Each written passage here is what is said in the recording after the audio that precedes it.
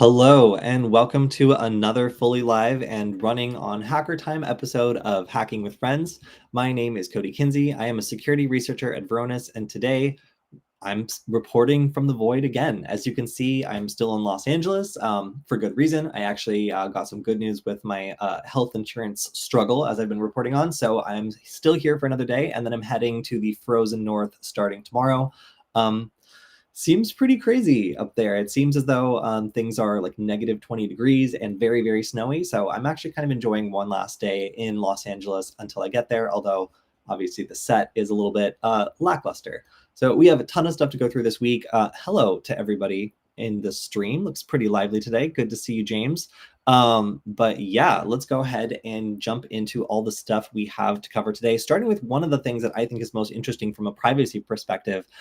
We have seen Airdrop actually be a protocol that's been used by a number of different protesters in Hong Kong and in China at large to send information without having a direct connection. So this has been kind of a way for people to create a one-to-one connection between someone and exchange data on a commercial device that seems as though, in the past was difficult to figure out who had sent the information.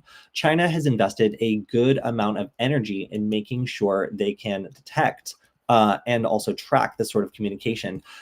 So this is kind of an announcement that's claiming that they can now decrypt the device logs for these airdrop conversations and figure out who sent what and probably also when and where.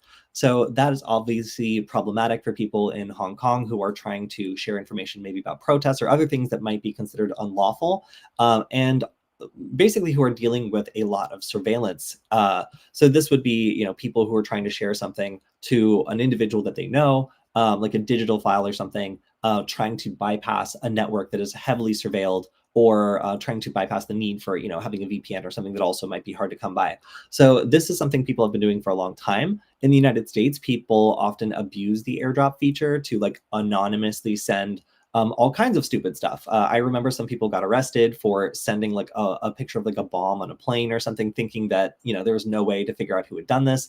So yeah, it was quite obvious that airdropping is like a unique way of sending information that like can be used in a lot of different contexts. But I didn't really think that it meant so much to people who are, living in like Hong Kong or some other area where they need to be really careful about what files they're sending. So if this is true, then it is certainly unfortunate, and I hope that Apple can move to update this to include privacy features that will be more robust to this sort of attack. But I thought it's interesting noting at the top of the hour because so many people use AirDrop, and it's kind of like this weird protocol, right? That not a lot of people know exactly how it works, but it works by using a combination of Wi-Fi and Bluetooth to establish like a direct connection, and then using like a Wi-Fi direct feature, kind of like download data without the need of a third party. So you can do it without infrastructure, and that it obviously comes in handy if the infrastructure is being heavily surveilled. So yeah, my hope is that there can be some updates that will make it so that this feature can be used more privately without. Yes, Curtis, like a picture of a wet dog. Okay, so one time I almost started a bar fight by airdropping a picture of a giant shaggy dog, like hugging a lady, to someone, just an unknown Apple device. I just found out of. Okay, let me back up. I just got an Apple device that had airdropping for the first time, like a iPad or something. And I was really excited to use it. I was like, wow, I can just send this to anyone. Like, that's so cool. Why don't people do this all the time? So I was sending pictures of the shaggy dog to all these people. And then it got sent to one person who was drunk and angry. And I had changed my iPad's name to like, ThinkPad in order to make it a little more difficult to like understand who was sending it. But my friend was using a ThinkPad right next to me, and this person turned around, saw the person with the ThinkPad, and immediately tried to start a fight with them. So all airdropping is not necessarily innocent. Sometimes people get really mad and they can misattribute who was sending it in ways that still cause you problems. So yeah, just be careful with that because it's not always fun and games. All right. Next up, this one was pretty crazy. So we've talked about market manipulation before, but hacking the Security and Exchange Commission's Twitter to announce that Bitcoin has achieved like approval to be like used as a somewhat regulated currency. That was a new level of getting crypto to suddenly spike.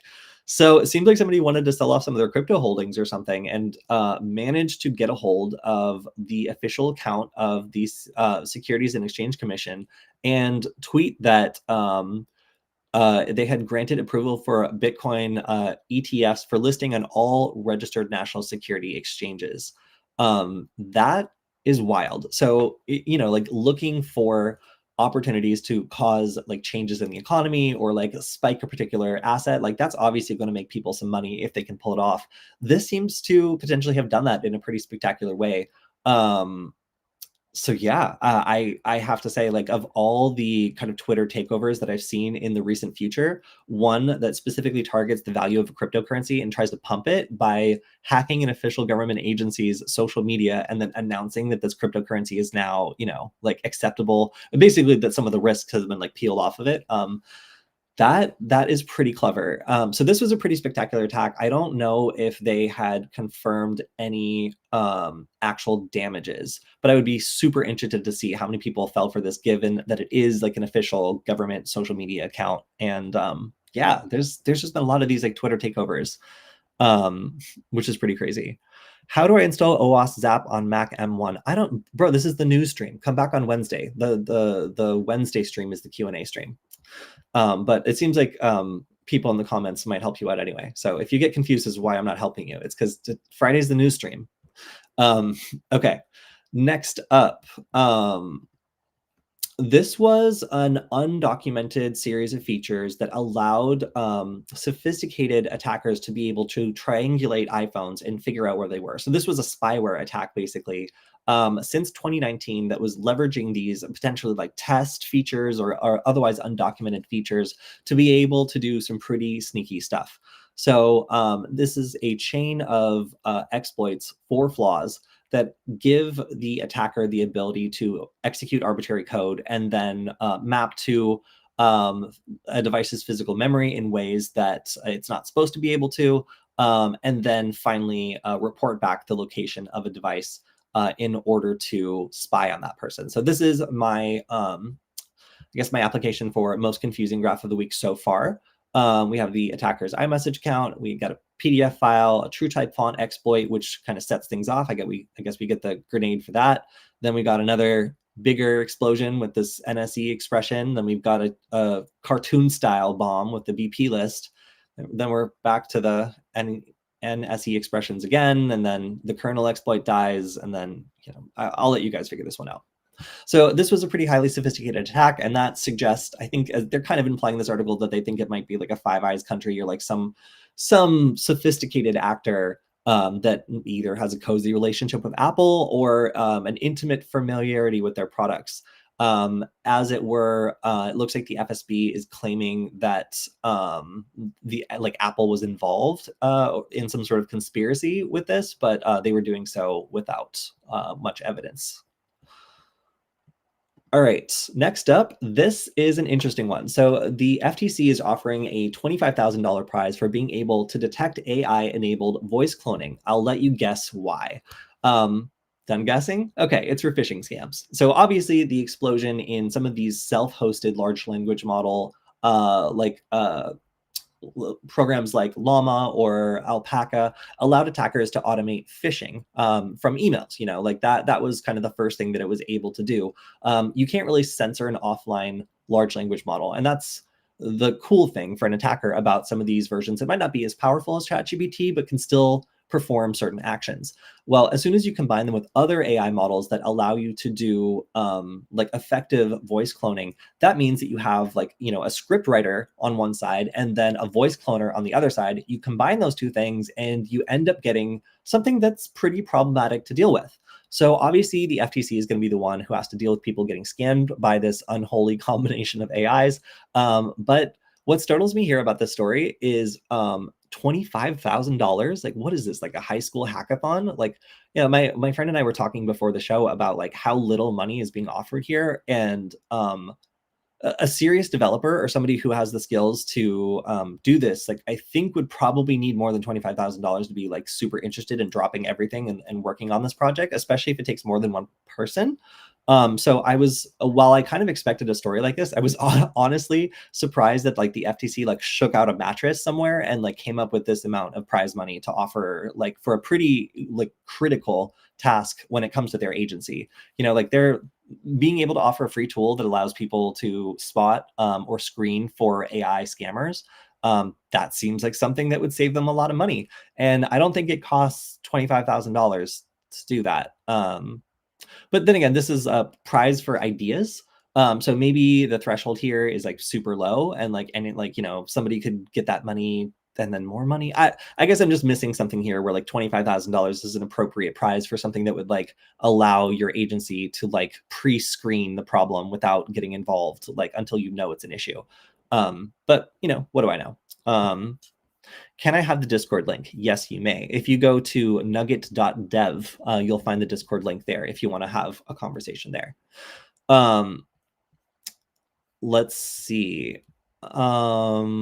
Next up, this is GitLab, and I don't often care about a lot of things related to GitLab because I don't use it, and I don't know. It's just not something I really use. However, this got a perfect 10 out of 10. So if this were if this was figure skating, then this would be incredible. So this is the most critical security issue that is possible. It's a 10 out of 10. It has the maximum severity score of all issues. So that alone is worth news. I don't often get to talk about 10 out of 10 CVEs, but this is a perfect CVE. It's flawless. Successful exploitation does not require any interaction, and it looks like the root of this was there's a way to trick it into sending password resets to an arbitrary, unverified email address. And that to me sounds like web application hacking, where someone was able to like dig around in the authentication scheme and find a broken password reset. Which allowed you to probably use Burp Suite or something, or OWASP Zap to reignite that fight. Using OWASP Zap as one does, just send an arbitrary web request to get a password reset for someone's account. So that means you give it an account and it just gives you the password. 10 out of 10. Wonderful. For attackers, that is. Not wonderful for anybody who is maintaining a supply chain, because this is perfect for a supply chain attack. Now, apparently this was turned in by a security researcher, Asterion. I'm actually going to try to pronounce your hacker name because you found a 10 out of 10. That's incredible. And this was via HackerOne's bug bounty program. I hope that they bought him a car, or them a car. Yeah, so apparently it looks as though there was no active exploitation, or they did not detect any signs of active exploitation, but certainly this is something you're going to want to take care of. Oh, and there was a companion one. So there's another CVE, but this one only had a 9.6, which is usually like the top of what we talk about in a week. But a 10 and a 9.6 being being revealed concurrently is a big problem. So this abuses Slack and Slack and one other integration, and basically abusing third-party integrations in order to do some bad stuff. Yeah, so certainly an exciting day for people using GitLab for their supply chain, finding out that there's this incredibly critical error, which can cause lots and lots of problems. So people sometimes ask me, like, is web application pen testing like a big deal? Like, do you find a lot of crazy stuff? And it's like, yeah, you do. Like, I feel very strongly as though this was someone like messing around with OWASP Zap and like finding just like a broken mechanism that like wasn't properly secured, and that sort of thing happens all the time. So if you're looking for a pretty good hobby, web application pen testing is both fun, some arguably kind of easy, and then you get impacts like this sometimes. Okay, this one is crazy to me. So we saw a couple weeks ago how North Korea was using something called Operation Dream Job to create fake job listings, or even directly approach people at targeted companies, often like crypto startups or other like critical espionage targets, and basically try to offer them a dream job. So the dream job is, some unignorable position that sounds so incredible that they like want to reach out and explore it.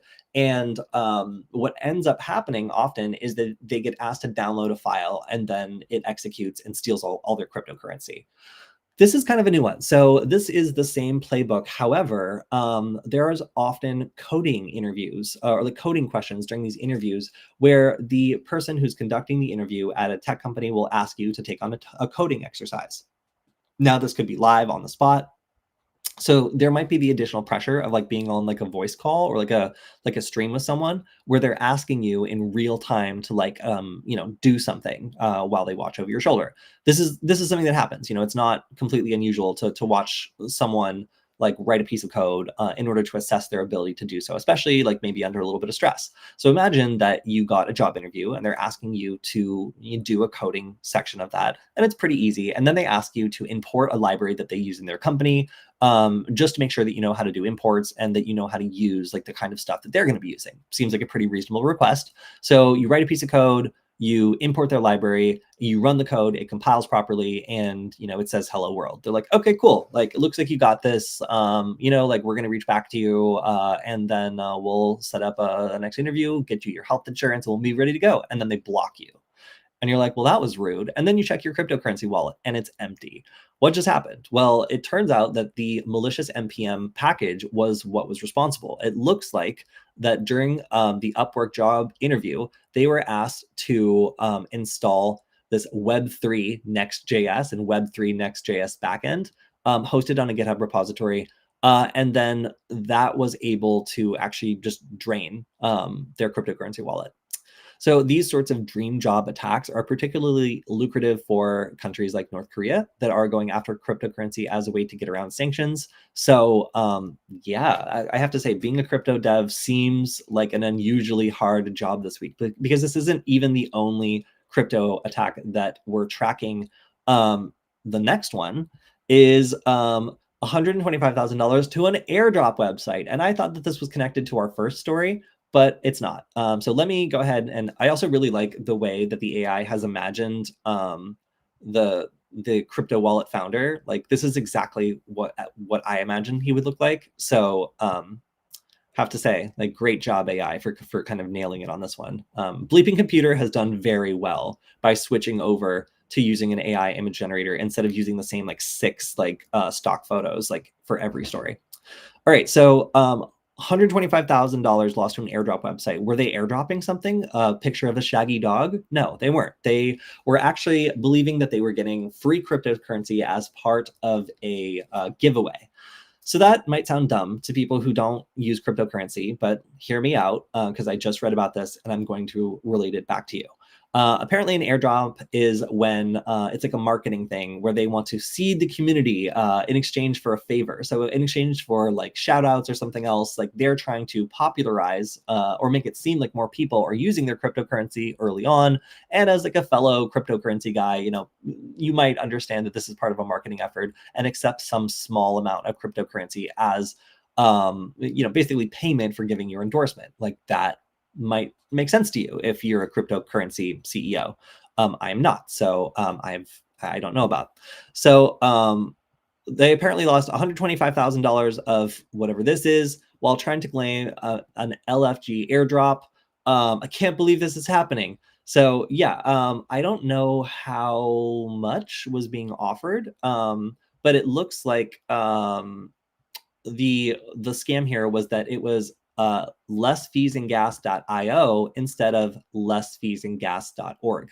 Sometimes when startups aren't able to buy up all the popular domains around a project, people can use tools like DNS Twist to just take a domain, feed it into DNS Twist, and then look at all the other domains you could buy that look almost exactly like it. And a lot of those are perfect for phishing attacks. And that's exactly what happened here. So they saw that there was a popular domain still available for this website. They bought it up and then made a, let's see. Yeah, they don't explicitly say how many tokens or whatever you're gonna get. Costing 52, 125. Okay, cool. Yeah, that all sounds right to me. 52 Seth absolutely costs $125,000 as far as I know. Yeah. So it seems like this obviously led to some like negative backlash, as this person has a product and says that they are very interested in like security, getting getting tricked by a phishing scam when you're developing security products is always a bad luck, but it happens to the best of us. So I'm not gonna pile on that. However, this is just another warning that crypto is probably the easiest thing to steal from people nowadays because of scams like this, and also because people are getting really, really tired of all the scams on Twitter. What the creature that was formerly Twitter is absolutely full of these like crypto wallet scams or crypto drainer scams. So a lot of the time also community members have been posting like community notes on these scam advertisements or scam posts to warn others about the fact that they're scams because Twitter's not doing anything to take them down. So yeah, wild. Okay, I'm hearing from my experts in the chat that that means staked Ethereum. Thank you very much for that. I appreciate it. I also understand crypto means cryptography. However, I feel like we might be losing the fight on that one, you guys. I'm trying to reignite crypto means cryptozoology, and I feel like we might ironically get more traction on that one. This is not cybersecurity news, and thus I will skip it.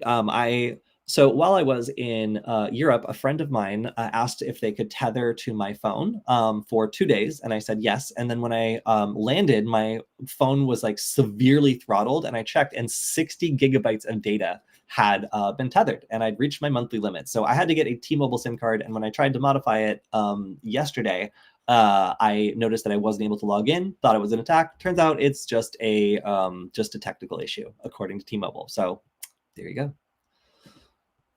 All right, so this is a third-party or supply chain attack against a financial partner of Framework. So if you have a Framework laptop, unfortunately, it looks like Kody Consulting Group, their accounting service provider, was contacted by a phishing actor who was able to get them to turn over a spreadsheet of customers containing personally identifiable information associated with outstanding balances for Framework purchases. So that means anybody who has an outstanding balance with Framework can probably expect follow-up phishing emails asking for money and trying to direct payments instead of for Framework over to a new bank account or something like that.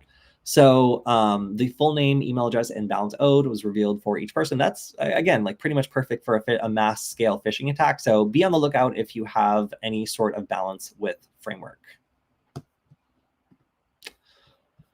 All right, next up, we have a member of Shiny Hunters. This was one of the people who was responsible for breaching 60 firms, getting 3 years in prison. This is Sebastian Rialt.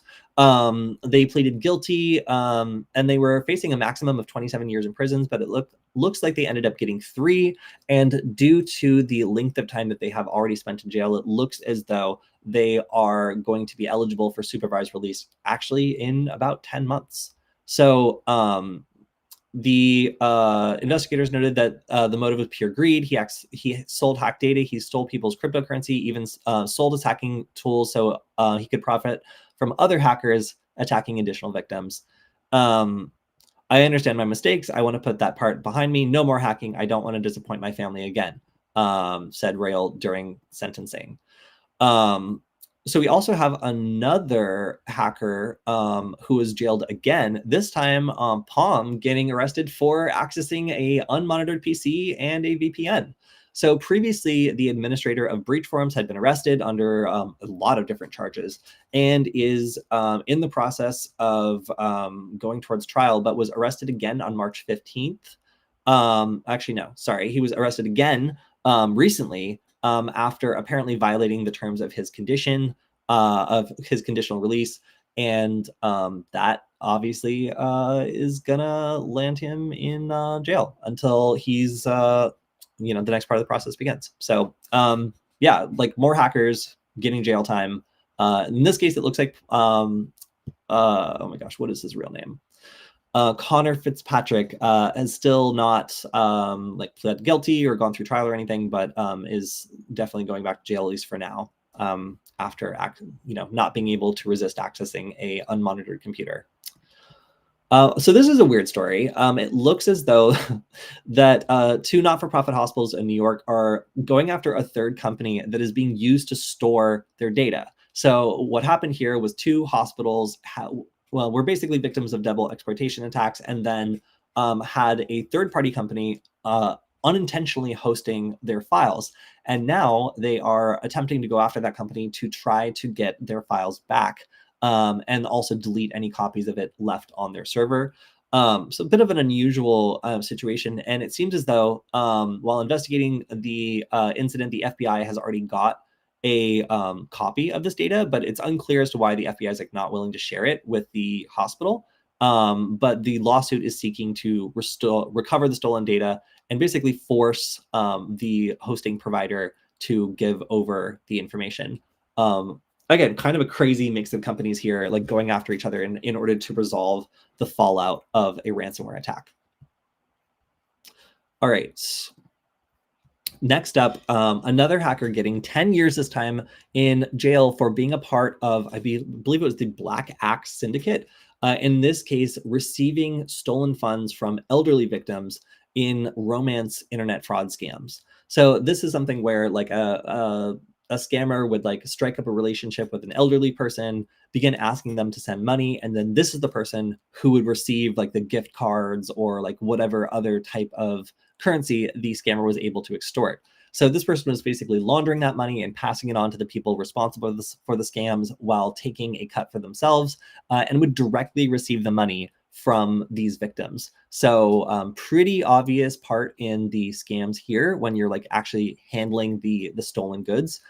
So 10 years in prison for this part of the Nigerian-based Black Axe organized crime group. Oh, and the amount here, $3.6 million from elderly victims. That's a lot.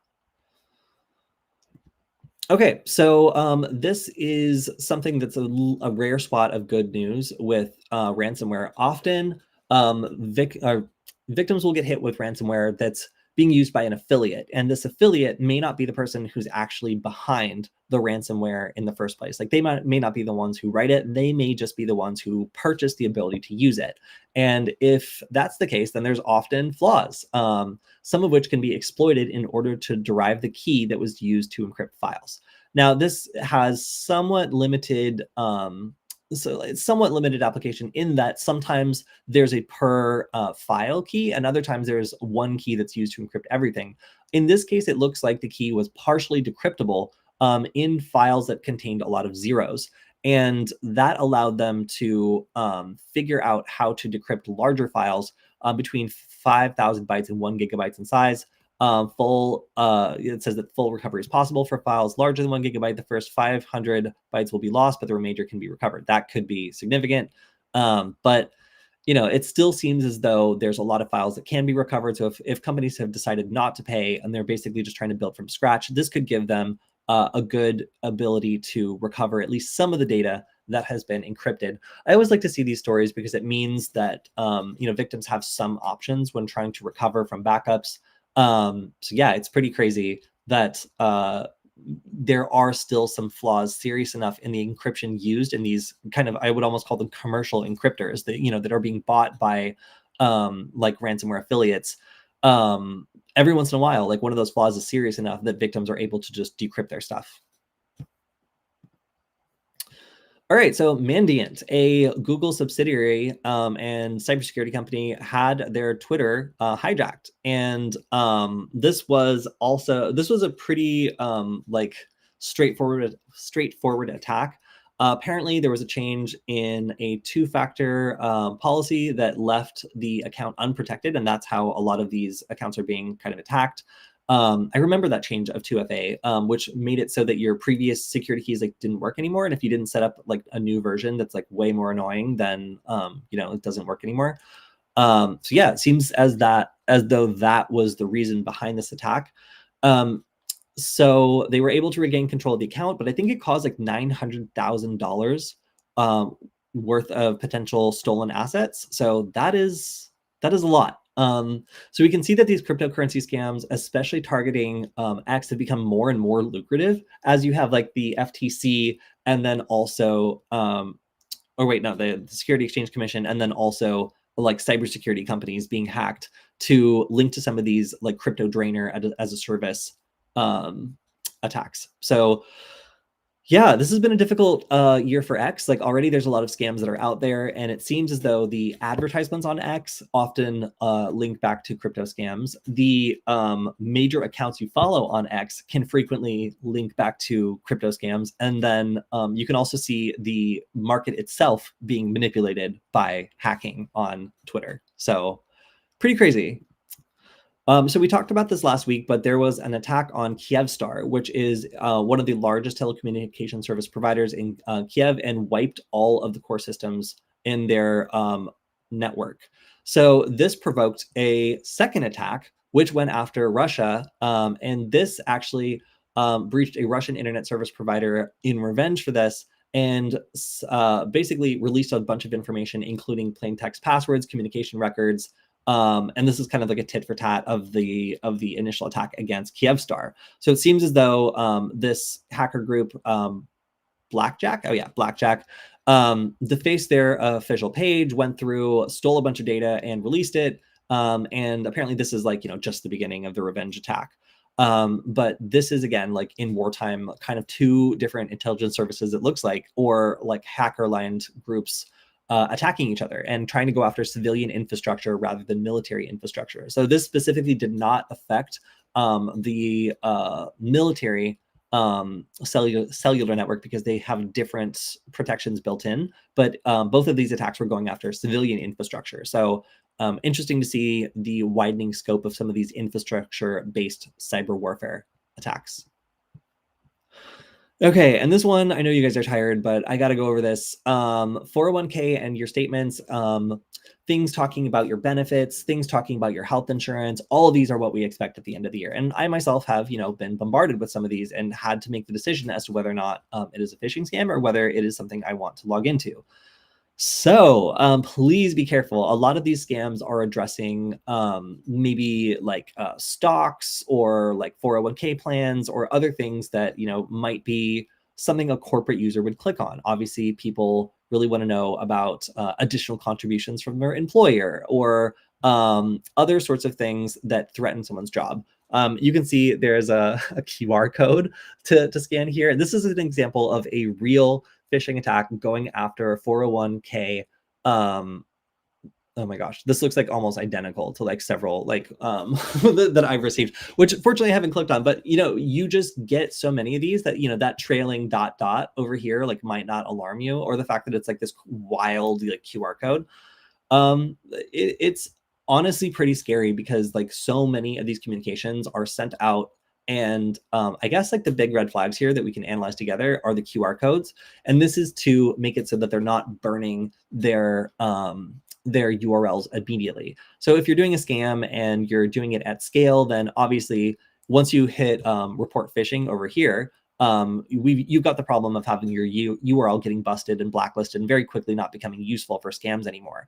So it seems as though this technique is then designed to make it so that you cannot actually detect that, because there's an image that has a QR code that's actually providing the link to the malicious URL. So pretty clever, honestly, to make sure that you're not able to like shut it down so quickly and be able to use your infrastructure for longer. This kind of durability. And you can tell also that this is just the gnarliest tracking URL that is just like crazy. Like I've been working with QR codes doing research for a while now, and like it's just you can tell how much information is encoded in a QR code. This looks like a longish URL, and then this just looks like the longest tracking link you could possibly imagine. So yeah, pretty wild that these are coming through. You can see that not all of them are like that. So this one does not use like a wild QR code. It probably uses like a maze of like referrals and stuff like that. But obviously you're going to want to go in and make sure that this goes where it says it's going to go. You're going to want to just double check anything that has this sort of information, as it's sensitive. It's asking you to log into a very, very sensitive account, and everything should work as you remember it. If the login experience looks any different, if you do click on it, if you go through a bunch of random gateways before getting there, if you're referred to a bunch of times before landing on the final page, like that's all big red flags, as are the QR codes and also the trailing dot. Always look for that. All right, so this one is new to me. I had not heard of this one before. So victims of ransomware are now being targeted by fake hack back offers. So what does this mean? It means that somebody who got attacked by a ransomware group and then had their company's name put up on the wall of shame are now being targeted by these second stage grifters. And this attack is basically you are going after these victims and telling them that you have special access to like the attacker's mainframe. Like you're some master hacker that's like gotten in and like is able to help get your stuff back. So basically, like you have the ability to attack the threat actor. You're gonna, like, for a fee, of course, be able to get back all their information and like shut down this scam. It makes people who feel powerless feel like they have another option, and it preys on, you know, the hope of victims that maybe there's somebody out there who's as skilled as these threat actors, a vigilante perhaps, who's willing to step in and do some real justice, work outside the system. So unfortunately, you have not met Cyber Batman. This is just another scammer. It's somebody who is attempting to just take the money and leave. The fake security researcher offered proof of access and said they could delete everything for a fee of up to 5 Bitcoins, valued at, of course, $190,000 at the time. Sounds reasonable. 5 Bitcoins, $190,000. That's about what I'd pay. Yeah, this is two separate cases, and it looks like, due to the similarity of the proof of access and the other details here, it looks like the same threat actor. So this is my least confusing graph of the week because it's linear and it's just a timeline. It's still a little confusing, but Arctic Wolf gets the less confusing prize this time for all of the graphs we've got to see. So anyway, just interesting to see how vultures will kind of circle around like a known victim and attempt to use the knowledge of the breach to, you know, get a couple Bitcoins. You know, it's another $190,000 if you feel like you can get all your stuff back and stick it to the person who attacked you. You know, like that is going to become more common as this data gets breached. Often threat actors will leak some of the data to like prove that they have access, or they'll sell the data to someone else. So if someone buys that data and then comes back and says, hey, I have access to their mainframe, I'm able to delete everything. Look here, I can get your files back. Like these are some of the files they have. Maybe they just bought the data, you know, from the threat actor. And they're using that as a context to convince someone that they, you know, they're going to do the right thing and attack this person who has stolen all your stuff. Pretty crazy to prey on someone's hope like that, and also have the ability to just buy some of that stolen data and use it as a lure to get the person you're negotiating with to think that you really do have access to everything. All right, next up. The number one reason why I tell people to maybe not have a ton of different mobile applications running all the time is just because they steal your data. They take your data, and unless you explicitly tell them that they can't, they will sell it to basically anyone, which can enable real-time tracking of most Americans, depending on the different apps they have on their phone. So like I travel a lot recently, and like having all these like airline apps on my phone makes me super nervous, because often it's apps like this, or like the Burger King app or something, that's actually tracking your every move and selling that data to a broker. And these brokers do not do things that they are legally required to do, like remove information about when you go to like the doctor or a specialist or something like that. So it's been mandatory for a while now for data brokers to remove information that shows sensitive information like medical visits and religious affiliations. That's off the table, according to a federal rule. It seems as though this company called OutLogic had a history of selling consumer data and did not censor out any of this information. So it was relatively easy to infer this data from this information from the data they were selling, and anybody could buy it. So there's two key things here. One, you know, the data can only be sold to certain entities. Two, even if it's sold to certain entities, you know, religious affiliations and medical visits are supposed to be off the table. This did not do a good job of warning users that they were basically going to be taking data no matter what. And also, they often ignored users who opted out. So if you opted out of this, it didn't really matter. They would continue to record data about you anyway. It didn't really do anything. So Android users who opted out of tracking and personalized advertisements still got tracked and personalized ads. There was just no way for them to really stop it. So AI models are also making it so that you can feed all that data to an AI and then get a tremendous amount of information about that person's habits without really interacting with the data much more than that. So this sort of information being compiled on most Americans and sold to companies who can process it and then sell that processing of the data for even creepier, weirder, grosser insights. That is what you can expect to see as AI enters the market here, and as this data continues to be mostly unrestricted in terms of who can buy it and who can collect it. Okay, we're almost out of time. Let's see how many we can do. So this is another attack against mortgage lenders. So Mr. Cooper, I believe, was the last one in Canada that was targeted by this. But now Loan Depot confirmed today that a cyber incident over the weekend was a ransomware attack, led to data encryption, and was affecting people's ability to pay their mortgage. So it looks like previously scheduled payments would be processed, just delayed. However, if you needed to log into your payment portal and pay them like on a like spot by spot basis rather than like in a scheduled fashion, you have to call in and talk to them via phone. I can't imagine that the wait time on that is going to be fun.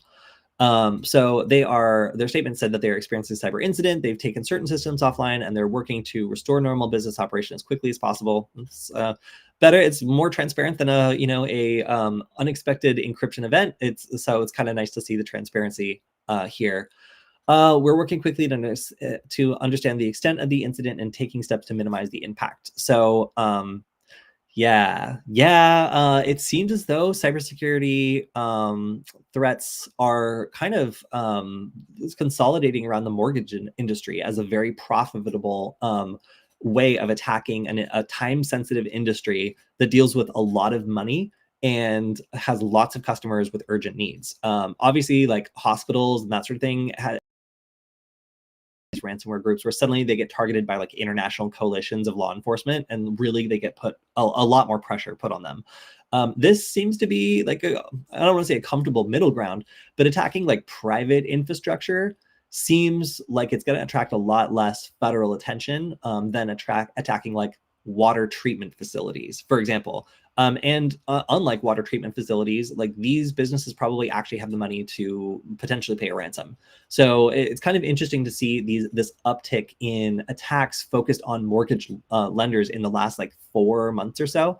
Obviously, this is a business model that may be vulnerable to ransomware, and seems as though so the attacks here have mostly focused on making it difficult for people to pay their mortgages.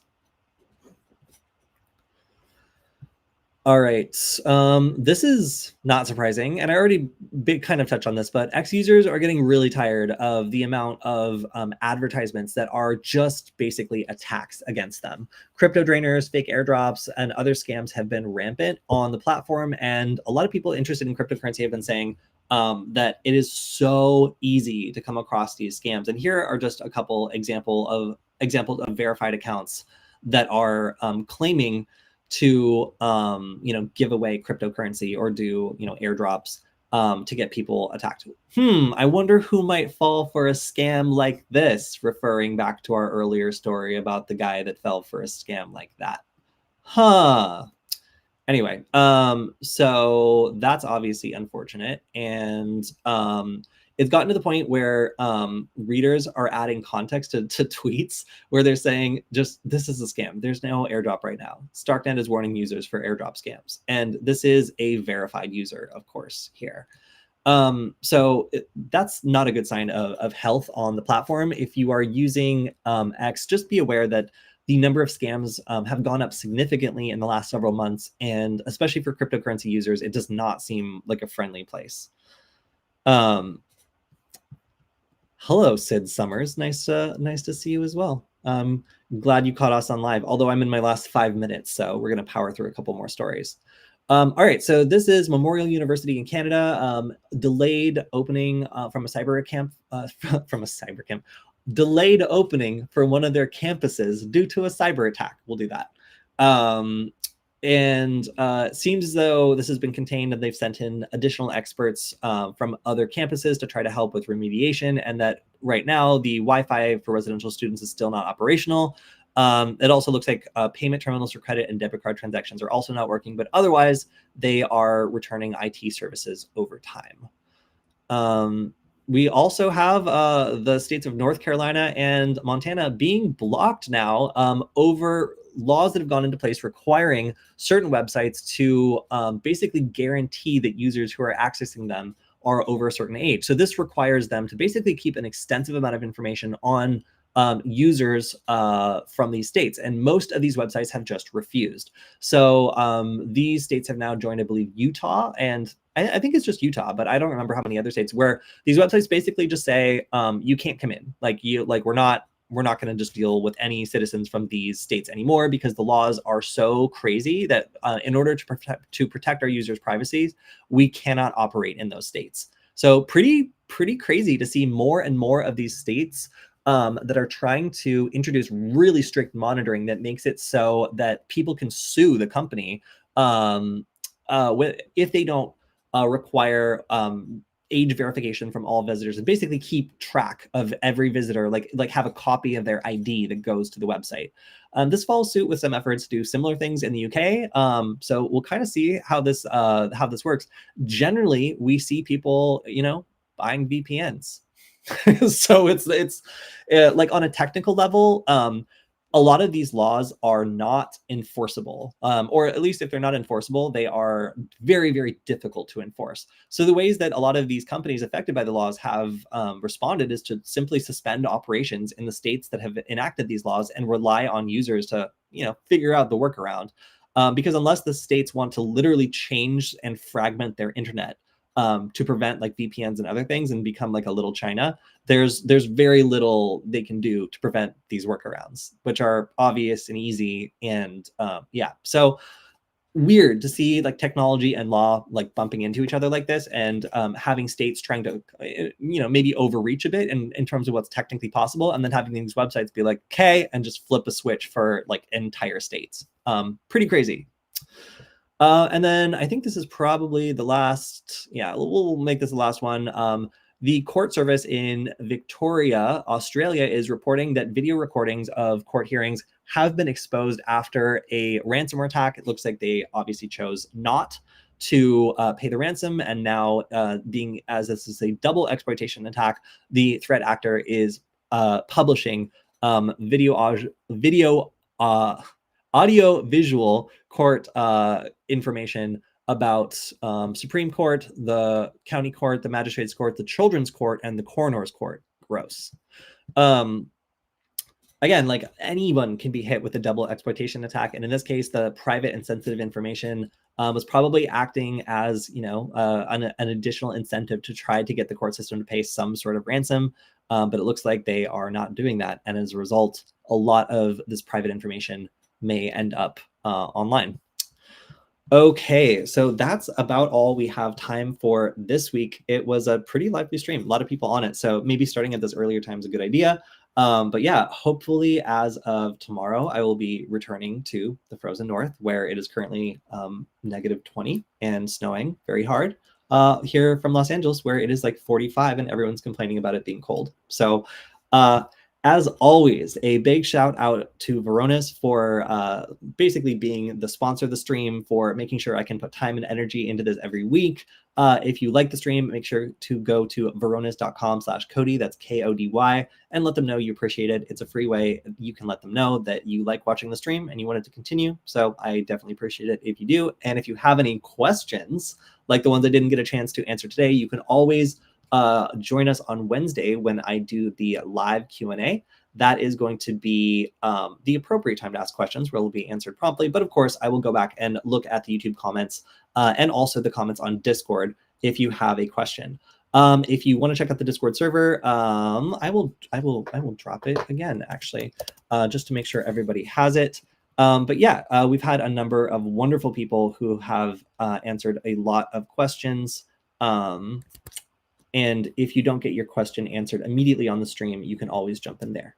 Boom, I just dropped it in the chat. So thanks, everyone. Great to talk to you guys this week. I will see you back on Wednesday on our big set. My arc of going to the C3 conference and back will finally be done. But yeah, so see everybody on Wednesday. And yeah, have a good weekend, everyone. Goodbye.